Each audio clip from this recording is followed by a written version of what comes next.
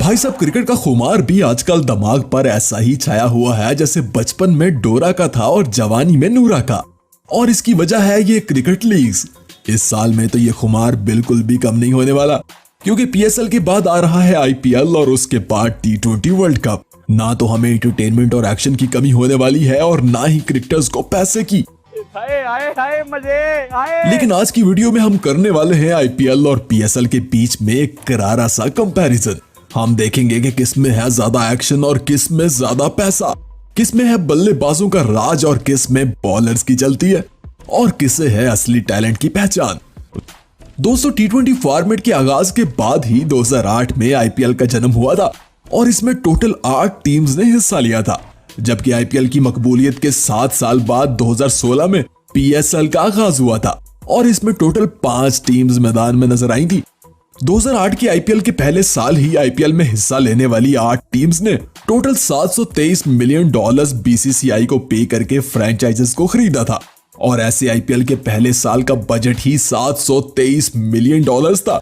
वैसे आईपीएल की कामयाबी के बाद हर साल ये बजट बढ़ के ज्यादा होता गया और इस साल का आईपीएल बजट $1200 मिलियन तक पहुंच चुका है, जबकि पीएसएल की सभी फ्रेंचाइजेस 2016 में सिर्फ $90 मिलियन ही दे पाई थी, और 2018 में एक छठी टीम मुल्तान सुल्तान के आने से बजट $130 मिलियन तक पहुंच गया था। मतलब जनाब, आईपीएल के एक साल के बजट में पीएसएल 5 बार ऑर्गेनाइज की जा सकती है। दोस्तों, आईपीएल में हर साल विनर यानी चैंपियन टीम को 20 करोड़ का इनाम दिया जाता है, जबकि रनर अप टीम को 12.5 करोड़ का। और पीएसएल में विनर को 4 करोड़ और रनर अप को 1.5 करोड़ में ही 9-11 कर दिया जाता है। यहाँ भी आईपीएल पीएसएल से बहुत आगे है जनाब। लेकिन पीएसएल फैंस से ना मेरी एक रिक्वेस्ट है, धक्का मुक्की नहीं करने का, आराम से लेने का, क्योंकि एक चीज है जिसमें पीएसएल भी आगे है और वो है मैन ऑफ द मैच की प्राइज मनी। क्योंकि पीएसएल में मैन ऑफ द मैच बनने वाले खिलाड़ी को 5 लाख का इनाम दिया जाता है, जबकि आईपीएल में सिर्फ 2 लाख का। तो पीएसएल आगे हुआ ना जनाब। दोस्तों, पॉपुलैरिटी की अगर बात करें तो आईपीएल के 2020 के एडिशन ने सभी रिकॉर्ड्स तोड़ डाले थे। आईपीएल दुनिया की वो वाहिद लीग है जिसे 2020 में 400 बिलियन लोगों ने 1 मिनट में एक साथ देखा था, और ये क्रिकेट की तारीख में पहली बार हुआ था। जबकि पीएसएल तो इसके आसपास भी नहीं है जनाब, बल्कि आईपीएल को हर साल दुनिया के 30 के करीब चैनल्स लाइव ब्रॉडकास्ट करते हैं और पीएसएल को सिर्फ 10। भाई साहब, 2022 के इस पीएसएल एडिशन से पहले माना जाता था कि आईपीएल में बल्लेबाजों का राज चलता है, जबकि पीएसएल में बॉलर्स का। लेकिन पीएसएल के इस साल के एडिशन में भी आईपीएल की तरह बल्लेबाज ही गर्म नजर आए। वैसे आईपीएल में खेलने वाले सभी स्टार्स और धाकड़ बल्लेबाज पीएसएल में ऐसे ही फेल होते हैं जैसे बेरोजगार लौंडा प्यार में फेल होता है। मतलब जैसे सीएसके की जान माने जाने वाले डीजे ब्रावो को देखिए, जिनका हाईएस्ट स्कोर आईपीएल में 112 का है, और पीएसएल में आके इनकी हालत भी वैसी ही हो जाती है जैसी मेरी इंग्लिश के पेपर में होती थी। ब्रावो पीएसएल के 14 मैचेस खेलकर 100 स्कोर भी नहीं बना पाए। या फिर आईपीएल के हाईएस्ट स्कोरर क्रिस गेल को देखिए, जिन्होंने कई साल आईपीएल में राज किया। केकेआर, आरसीबी और पंजाब की तरफ से टोटल 150 मैचेस खेले और 5000 के करीब रन्स भी बनाए, और आईपीएल में 175 रन्स की सबसे बड़ी बारी भी खेली। लेकिन क्रिस गेल की आमद जब पीएसएल में हुई तो इनका हाल भी बेहाल हो गया जनाब। वो टोटल 18 मैचेस में सिर्फ 350 रन ही बना पाए। गेल लाहौर, कराची और कोयटा की तरफ से एक सीजन खेले और अब की बार तो इन्हें किसी ने पिक भी नहीं किया। इनके बाद आईपीएल में सबसे पहले 150 स्कोर करने वाले ब्रैडन मैकलम का हाल भी पीएसएल में इतना ही बुरा हुआ जितना गेल और ब्रावो का। सीएसके के धाकड़ ऑलराउंडर मोइन अली को भी पीएसएल में मुल्तान सुल्तान की तरफ से खेलने का मौका तो मिला, लेकिन वो भी फ्लॉप रहे, और 2021 के साल में तो इन्हें कोई खरीदार भी नहीं मिला। केकेआर की पावर माने जाने वाले रसल मसल शो की भी पीएसएल में सिर्फ 12 की ही एवरेज रही, और वो भी फ्लॉप रहे।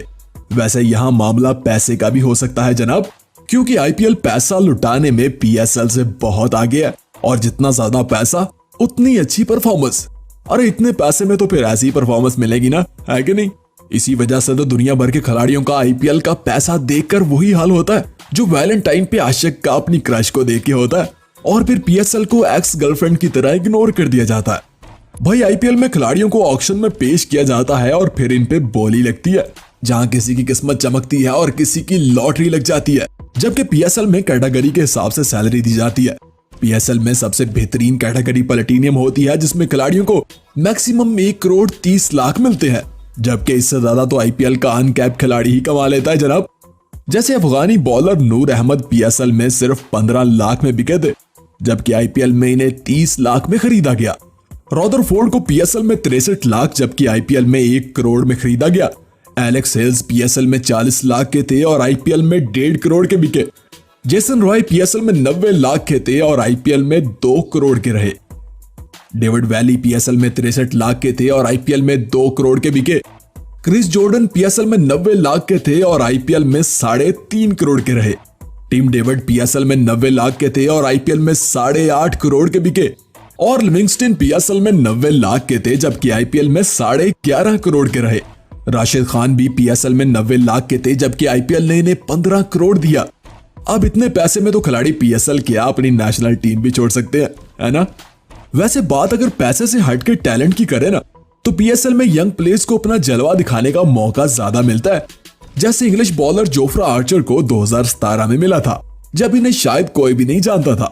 वो पीएसएल में कराची और कोयटा की तरफ से खेले थे और फिर इन्हें इंग्लैंड की नेशनल टीम में भी शामिल किया गया और 2018 की आईपीएल में इन्हें 7.5 करोड़ में खरीदा गया। 2016 के पीएसएल में डेविड मलान भी पेशावर ज़ल्मी की टीम में नजर आए थे और 2017 में इनका इंग्लैंड की तरफ से डेब्यू भी हुआ और वो दुनिया के नंबर 1 टी20 बल्लेबाज भी बने। लिविंगस्टन भी 2016 में पेशावर ज़ल्मी का हिस्सा थे और 2017 में इनका डेब्यू इंग्लैंड की तरफ से हुआ और 2019 के आईपीएल में इन्हें 50 लाख जबकि इस बार 11.5 करोड़ में इन्हें पंजाब ने खरीदा।